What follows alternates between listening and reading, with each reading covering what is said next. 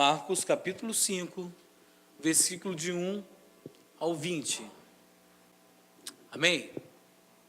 Entre mentes, chegaram à outra margem do mar, a terra dos Gerazenos. Ao desembarcar, logo veio dos sepulcros ao seu encontro um homem possesso de espírito imundo, o qual vivia nos sepulcros, e nem mesmo com cadeias alguém podia prendê-lo. Porque, tendo sido muitas vezes preso com grilhões e cadeias, as cadeias foram quebradas por ele, e os grilhões despedaçados, e ninguém podia subjugá-lo. Andava sempre de noite e de dia, clamando por entre os sepulcros e pelos montes, ferindo-se com pedras. Quando de longe viu Jesus, correu e o adorou, exclamando com alta voz: que tenho eu contigo, Jesus, Filho do Deus Altíssimo? Conjuro-te, por Deus, que não me atormentes. Porque Jesus lhe dissera: espírito imundo, sai deste homem. E perguntou-lhe: qual é o teu nome? Respondeu ele: Legião é o meu nome, porque somos muitos. E rogou-lhe encarecidamente que os não mandasse para fora do país. Ora, pastava ali pelo monte uma grande manada de porcos, e os espíritos imundos rogaram a Jesus, dizendo: manda-nos para os porcos, para que entremos neles. Jesus o permitiu. Então, saindo os espíritos imundos, entraram nos porcos, e a manada, que era cerca de 2.000, precipitou-se despenhadeiro abaixo, para dentro do mar, onde se afogaram. Os porqueiros fugiram e o anunciaram na cidade e pelos campos. Então saiu o povo para ver o que sucedera. Indo ter com Jesus, viram o endemoniado, o que tivera a legião, assentado, vestido em perfeito juízo, e temeram. Os que haviam presenciado os fatos contaram-lhes o que acontecera ao endemoniado acerca dos porcos. E entraram a rogar-lhe se retirasse da terra deles. Ao entrar Jesus no barco, suplicava-lhe o que fora endemoniado, que o deixasse estar com ele.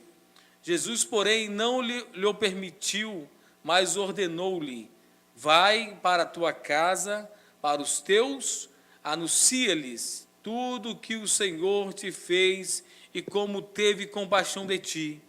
Então ele foi e começou a proclamar em Decápolis tudo o que Jesus lhe fizera a todos, e todos se admiravam. Vamos orar ao Senhor.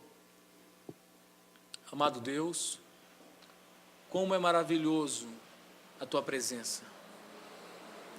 Como aquela mulher apenas tocou nas suas vestes e foi curada, o Senhor não mediu esforços para ir ao encontro desse homem para libertá-lo. E nós te louvamos e clamamos a Ti que o Senhor abra os nossos corações, abra os nossos ouvidos, o nosso entendimento, a nossa percepção, para que possamos ver e perceber, ouvir e entender a Tua palavra, os Teus milagres, as Tuas maravilhas. No nome de Jesus. Amém. Quanto vale uma vida? Jesus fez um alto investimento na vida desse homem gadareno. Ele enfrentou a fúria do mar. Nós olhando o versículo anterior, logo no começo fala que Jesus estava descendo do barco e o mar estava agitado e Jesus mandou o mar acalmar e a tempestade acalmar. Os seus discípulos ficaram perturbados. Como pode isso acontecer? Alguém ter tanto poder de mandar o mar acalmar? Mas não a fúria do mar, como também a fúria desse homem possesso. O escritor do Evangelho vai de um mar agitado para um homem agitado. Imagine um homem possesso com uma legião de demônio. Tinha 2.000 porcos na região.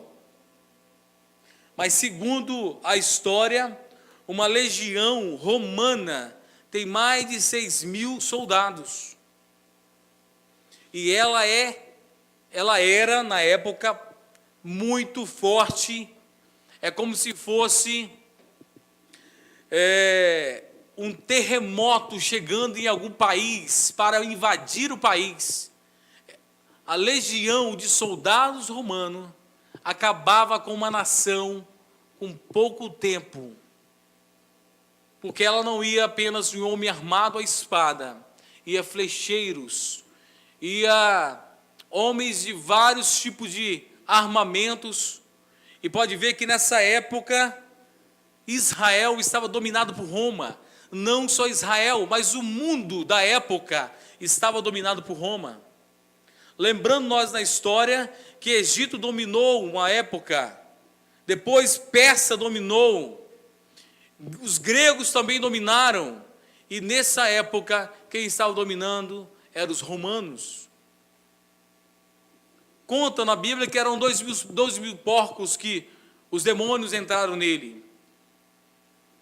Mas com relação à palavra legião,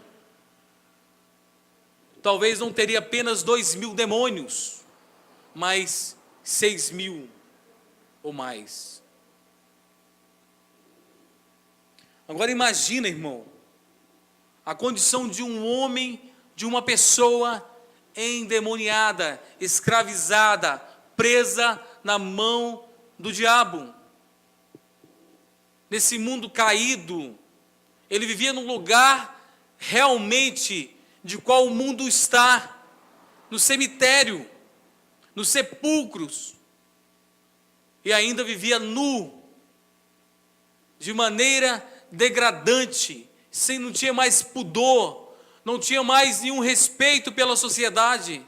Na verdade, o que a sociedade queria desse homem é que ele ficasse mesmo nos sepulcros, à margem dela, que não ficasse junto da sociedade, pois ele não tinha mais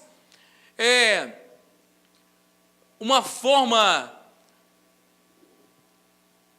de estar entre a sociedade, tão imundo, tão sujo, tão degradante era a sua vida.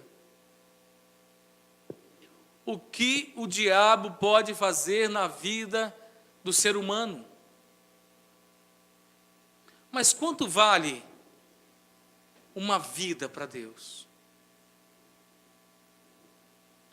Para que Deus chegasse a esse endemoniado, ele enfrentou antes a fúria do mar.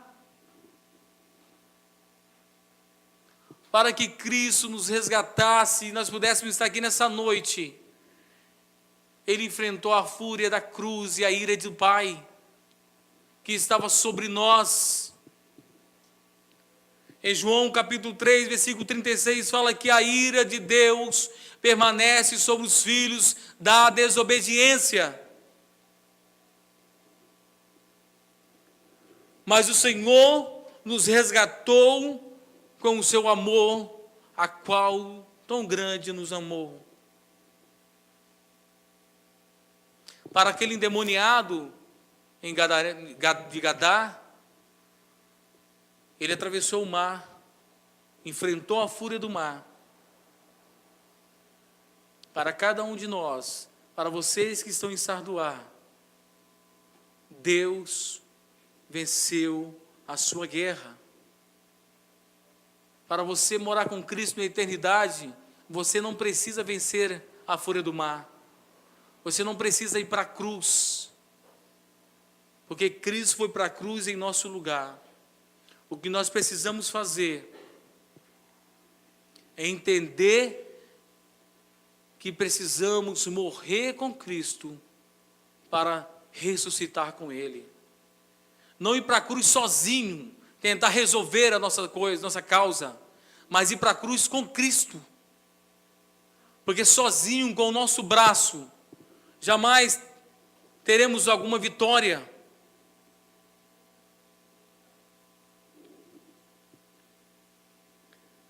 Jesus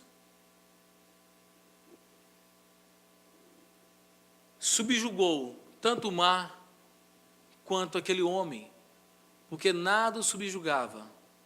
Nós lemos o texto que diz que eles o acorrentavam com correntes, com grilhões, e ele despedaçava. A força que aquele homem tinha com os demônios que estavam sobre ele era descomunal. Era uma força difícil de imaginar. Só para alguém que é superior, que é Senhor do céu e Senhor da terra, que tem domínio sobre todas as coisas, que pode resolver a nossa causa. Quanto vale uma vida?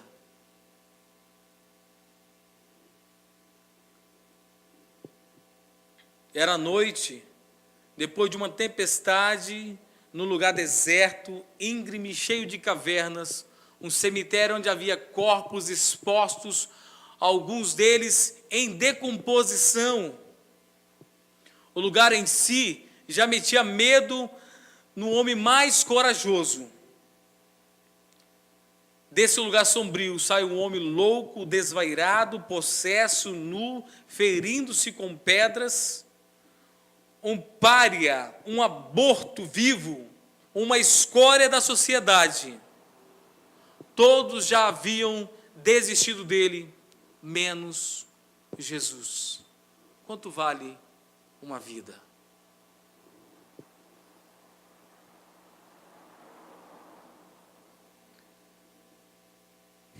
Aquela viagem foi proposital. Jesus vai a uma terra gentílica, depois de um dia exaustivo de trabalho, depois de uma terrível tempestade para salvar um homem possesso. Essa é a expressão do infinito amor de Deus. O amor a qual Cristo nos amou. A palavra de Deus Paulo fala em Romanos capítulo 8, que é esse amor que nos preserva para um dia estarmos com Cristo na eternidade. E Paulo fala bem claro: quem nos separará do amor de Cristo? Eu imagino Paulo falando, ele pode estar falando com o coração contrito, mas com o nariz empinado, tendo certeza: quem me separará, ou quem nos separará do amor de Cristo? Isso é para nós ter certeza, confiança, que esse amor que Cristo teve para esse homem endemoniado é o mesmo que ele teve por nós e que ele tem por nós. E Paulo, com essa confiança, ele deixa bem claro: quem nos separará do amor de Cristo? E Paulo faz uma lista. Se alguém está em Cristo, é nova criatura, é nascido de novo, não é nascido da carne nem do sangue, mas é nascido do Espírito de Deus, é semelhante a Jesus, porque Jesus foi nascido do Espírito para habitar entre nós. Esse homem de Gadá, endemoniado, até aquele momento ele era nascido da carne, porque ele estava morto em seus pecados, em seus delitos. Mas a partir do momento que Jesus o encontrou, ele foi nova criatura, nasceu do Senhor. E é tão importante nós observarmos que os demônios, quando viram Jesus chegando na beira do mar, o adorou. Não o adorou dizendo, tu és o meu Deus maravilhoso, mas o adorou reconhecendo a sua soberania. Adorou sabendo que Ele é Senhor de todas as coisas, que os demônios te obedecem, não apenas o vento e o mar te obedecem, como os discípulos falaram. Quem é esse que até o vento e o mar lhe obedecem? Não só apenas, mas os demônios lhe obedecem. O nosso Senhor é Senhor dos demônios também, porque Ele pode muito bem permitir ou não o demônio fazer alguma coisa. O demônio não tem livre acesso. Ele não é um sujeito livre que pode fazer o que quiser com o mundo. Ele só faz até onde Deus permite. Quanto vale uma vida? Para o demônio, uma vida não vale nada. Para o Satanás, uma vida não vale nada. Satanás roubou tudo de precioso que aquele homem possuíra. Sua família, liberdade, saúde física e mental, dignidade, paz e decência. Havia dentro dele uma legião. Não era um demônio.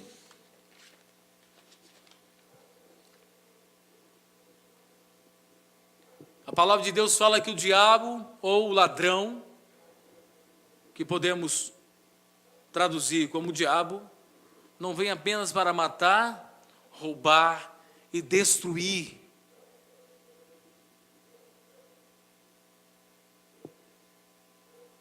Quanto vale uma vida? Quanto você vale para Deus? O que você é para Deus?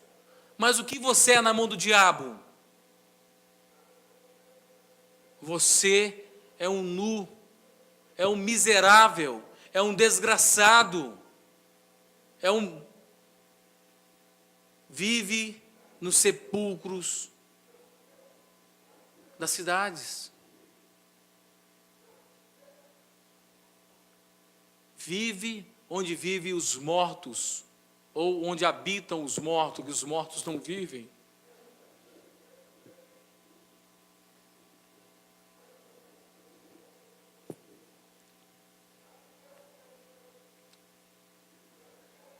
O Wisber diz que nós podemos ver nesse texto 3 forças trabalhando: Satanás, a sociedade e Jesus.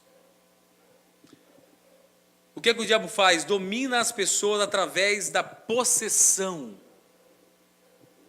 Mas o pior endemoniado, meus amados irmãos, não é esse homem ou alguém semelhante a esse homem de Gadá, que vivia nu nos sepulcros, se machucando. Mas tem muitos homens que estão na frente de uma congregação, como eu estou hoje com vocês. São endemoniados intelectuais que enganam as pessoas. E Paulo fala para nós fugirmos. Mas para isso, precisamos ter conhecimento da palavra de Deus. Senão nós ficamos andando como vento, ou espalhado como vento de doutrinas. O homem só é liberto pelo poder da palavra de Deus, de Jesus conhecereis a verdade, e a verdade vos libertará. Aquele homem de Gadá só foi liberto por causa da palavra de Jesus, que Jesus o repreendeu e expulsou os demônios que estavam sobre ele. E hoje essa palavra está exposta para nós. O que nós precisamos é ter responsabilidade de liberto que nós somos, que Cristo já nos libertou. E os que ainda não são libertos, precisam ouvir a palavra de Deus. E precisa prostrar-se diante do Senhor. Do mesmo jeito que aquele endemoniado prostrou, não por sua conta própria, mas por causa do poder de Deus que estava naquele lugar. Precisamos fazer como fez João, quando ele viu na visão o Senhor, caiu de terra, prostrado. Não tem um ser que possa ficar em pé na presença de Deus. E o nosso Deus é um Deus que liberta e que restaura e que traz uma nova vida para aqueles que Ele o ama. Se o Senhor Jesus atravessou aquele mar furioso para encontrar aquele homem, é porque o Senhor tinha o amado. Se você está aqui nessa noite, não sei qual foi a sua vida no passado, antes de você seguir a Cristo, porque o Senhor te amou. Isaías fala que Ele nos amou com amor eterno e com benignidade nos atraiu. E Paulo fala em Efésios que esse amor foi na eternidade, foi antes da fundação do mundo. O que precisamos fazer é reconhecer o amor de Deus e prostrarmos diante do Senhor, diante da sua grandeza, do seu poder.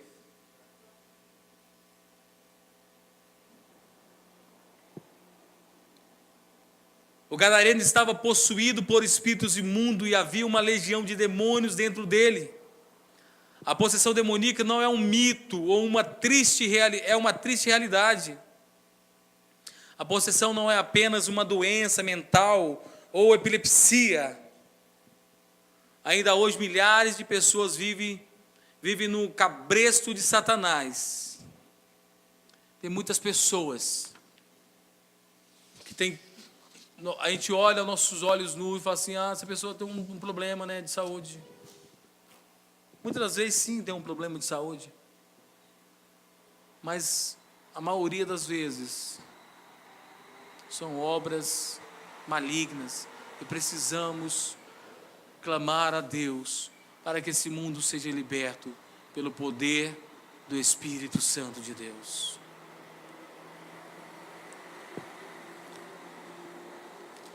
Há algumas características de uma pessoa endemoniada. Em primeiro lugar, uma pessoa possessa tem dentro de si uma entidade maligna. Esse homem não estava no controle de si mesmo, suas palavras e suas atitudes eram determinadas pelos espíritos imundos que estavam dentro dele. Agora nós podemos colocar paralelo entre quem está cheio do espírito imundo e quem está cheio do Espírito de Deus, como diz Paulo em Efésios, capítulo 5, versículo 18. Não vos embriagueis com vinho, mas enchei-vos do Espírito Santo. A pessoa com espírito imundo vive nos sepulcros, mas quem é cheio do Espírito Santo vive no centro da presença de Deus. Quem é cheio de espíritos imundos faz algo, obra da carne, mas quem é cheio do Espírito Santo produz frutos do Espírito.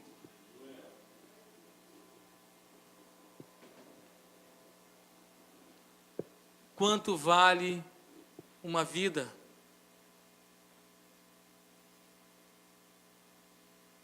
Como está a nossa vida diante de Deus? Estamos cheios de Deus, do Espírito de Deus? Ou nossos atos estão sendo atos da carne? Atos de espíritos imundos? E que nós às vezes nem damos conta que estamos cheios. Talvez não estamos possessos, mas estamos influenciados pelos demônios. Faz uma análise da sua vida. A sua atitude está sendo a atitude de quem é cheio do Espírito Santo? É fruto do Espírito? Ou é obra da carne? Se você está produzindo obra da carne, e se não estiver possesso de demônio, está sendo influenciado pelos demônios, e pode estar possesso logo mais tarde. Mas nessa noite, Cristo te liberta. Precisamos ter o nosso coração voltado para Deus, que a nossa vida possa ser para a glória de Deus e em todo lugar. Não podemos ser o homem de Gadá, vestido, arrumadinho, não quando Jesus está perto, mas quando ele tiver pego o barco. Nós vamos observar que quando o Senhor o libertou, mandou os demônios para os porcos, ou os porcos para os demônios, não daria certo, né? Mandou os demônios para os porcos. A força dos demônios era tão grande que os porcos foram sucumbidos, foram mortos. Porque Jesus permitiu que os demônios fossem para os porcos, mostrando para aquela sociedade que os demônios é uma realidade. E que estava na vida daquele homem não era algo pequeno, mas era algo grande e terrível. Não diante de Deus, mas diante de nós. Só que o povo daquela cidade, os porqueiros, o que cuidavam dos porcos, saíram correndo e anunciaram aos seus donos que os porcos foram mortos. E o que eles fizeram com Cristo?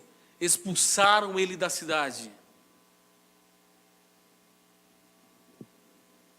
Quando Cristo chega no lugar, antes quem perturbava a cidade era o endemoniado. Mas quando Cristo chegou, Cristo passou a perturbar não apenas o endemoniado, mas toda a cidade. O poder de Cristo é superior. E nós precisamos perturbar essa cidade com a nossa vida, com os nossos atos, com o nosso falar, com o nosso andar. Aonde estivermos, não apenas dentro da igreja ou dentro da nossa casa, mas nas ruas dessa cidade. Que o povo possa ficar perturbado com a nossa presença e saber que há um Deus maravilhoso a qual nós servimos, Senhor do céu, Senhor da terra, que até o vento e o mar lhe obedecem, principalmente os demônios.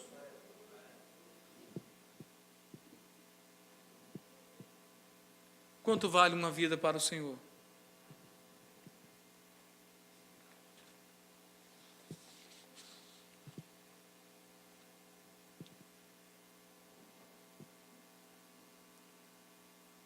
Vale mais do que o mundo inteiro, diz a palavra de Deus.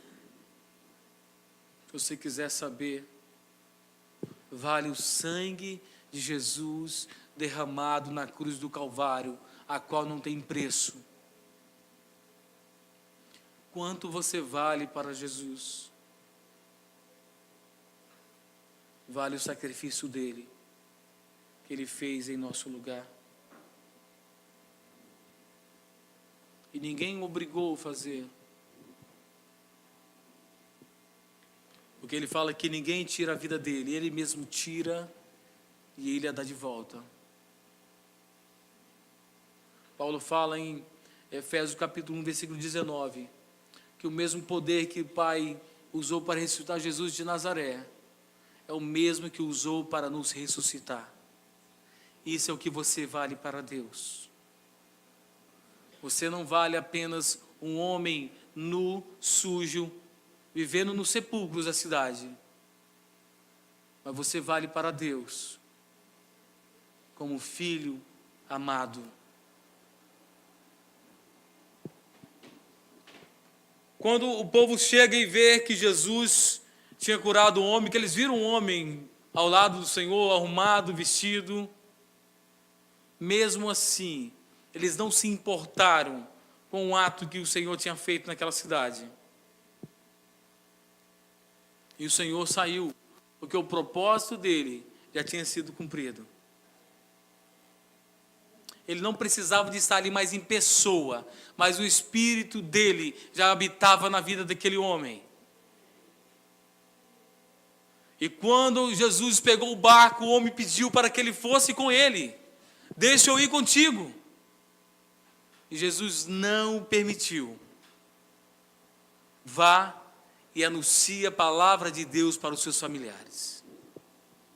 Segundo alguns historiadores, a Decápolis não é uma cidade, é como se fosse uma metrópolis com 10 cidades vizinhas. E aquele homem anunciou o evangelho do Senhor para todas aquelas cidades, proclamando o reino de Deus.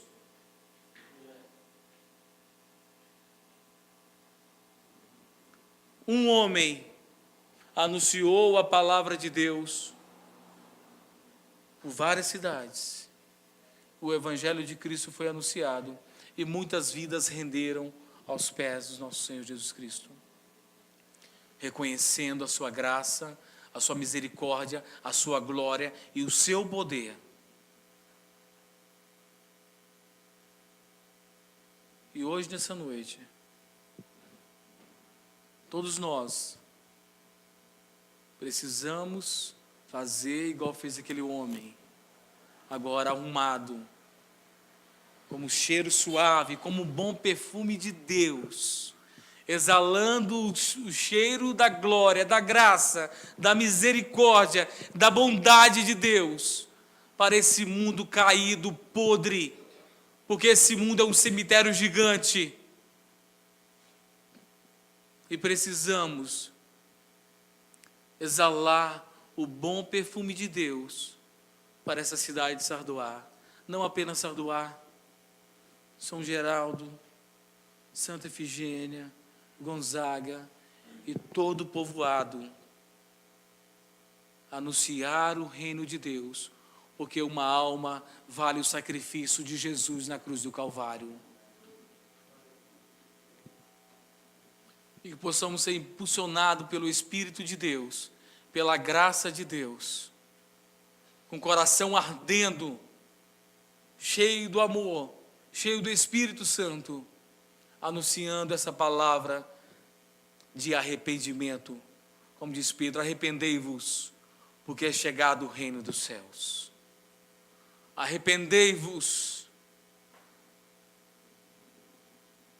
e sejam salvos, sejam batizados. Precisamos anunciar a palavra de Deus. E todos nós somos responsáveis por isso. Você vale mais do que o mundo inteiro, diz a palavra de Deus. Vale o sacrifício de Jesus. Deus possa abençoar. Vamos agradecer ao Senhor. Vamos ficar em pé para agradecer a Deus.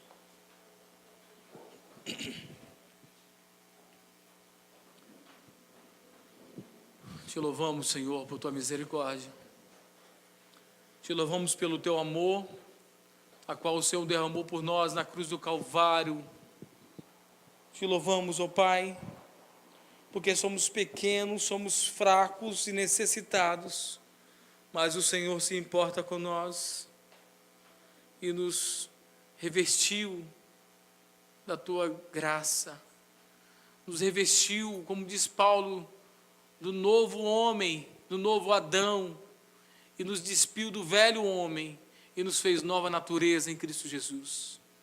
Obrigado pelo seu amor, por essa congregação maravilhosa, Senhor, pelos irmãos que se esforçaram para que hoje pudéssemos estar reunidos aqui para glorificarmos o teu nome, e que esse seja o primeiro passo para breve estarmos no nosso ponto oficial, ali glorificando, exaltando, e que essa cidade seja salva pelo Evangelho, pelo poder da palavra de Deus, através de nós, Senhor.